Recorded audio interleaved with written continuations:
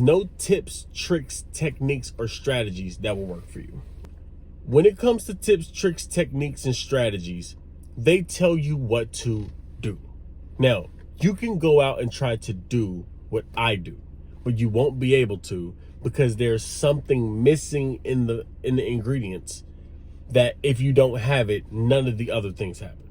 I'm gonna tell you what I found. I studied a guy named Napoleon Hill. He said he can count on two hands with fingers to spare how many people even knew they were applying the very first principle of 16 principles.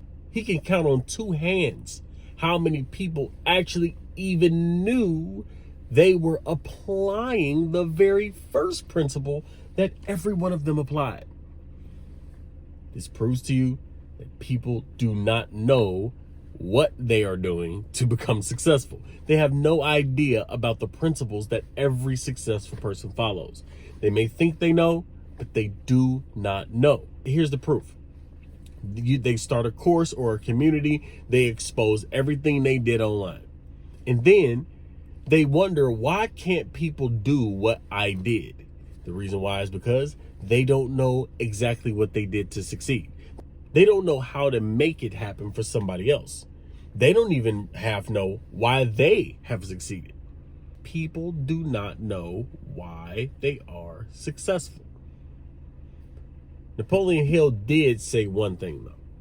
There is two factors that goes into success that if you do these, you don't need the rest of the book. Number one, have a clear purpose.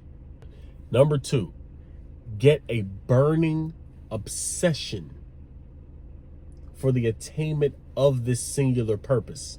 Meaning it runs your mind when you wake up to the point where you wake up all the way to when you go to sleep. If you have those two factors, you will be successful automatically. This is what I noticed in my life. So I'm gonna give an example. You're supposed to love the person that you're with. You're supposed to do everything for them. You're supposed to be patient and kind and all of these things you're supposed to be, right? Okay, let me tell you. If you are with the wrong person, you cannot be those things. You will realize you can't do those things. You can't make yourself love somebody. You can't make yourself want them more than you want them. You can't make yourself want to go out of your way to love them. You can't make yourself do that. That stuff happens automatically when you are totally in alignment with your soul and they are too, and you just happen to match each other. There's no other way that happens. But the question was, for me, how am I supposed to do this? And this is the problem everybody is having with relationships now. You don't know how you're supposed to get the relationship to work out. How are you supposed to do this? People are crazy out here. The dating world is ghetto. A divided-minded man is unstable in all his ways. Nothing he does will succeed. Okay, you are double-minded. Now, if you're double-minded, then you're not having a definite purpose that obsesses you totally. It's not the singular only thought you think. You have to think a thought so exclusively that it blocks out every other thought in your mind. You have to think in one purpose so exclusively that nothing else gets into the thought pattern. That's the point.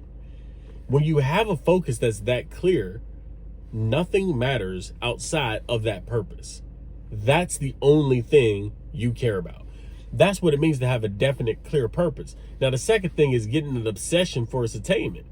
When you get to the point where you're obsessed and you are in bliss and you feel so good every time you think about attaining it, and you can't see yourself without it, and you've never imagined yourself without it, the only way you see yourself is with it, then you'll get it.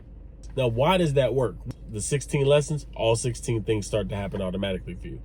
In the Think and Grow Rich, all 13 principles start to happen automatically for you. Even if you never read the book, even if you don't know Napoleon Hill's name, you will start to do the things that he wrote in that book. And you don't even have to read it. Why? Because you are the law of success. Tips, tricks, techniques, and strategies do not work.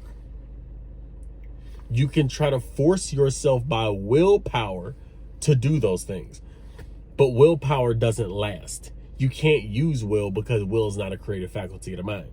And we can get into that another day. The spirit of the human being, the soul, does the creating. You do not. Your willpower does not. Your will holds a thought in place of what you want. But what's your will driven by? Your will is driven by your soul's desire.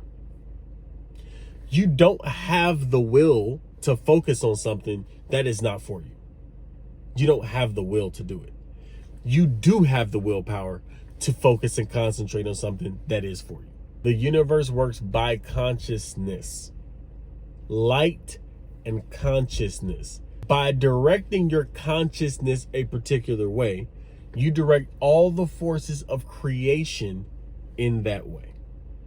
Creation is automatic. You cannot stop the light from flowing to and through you.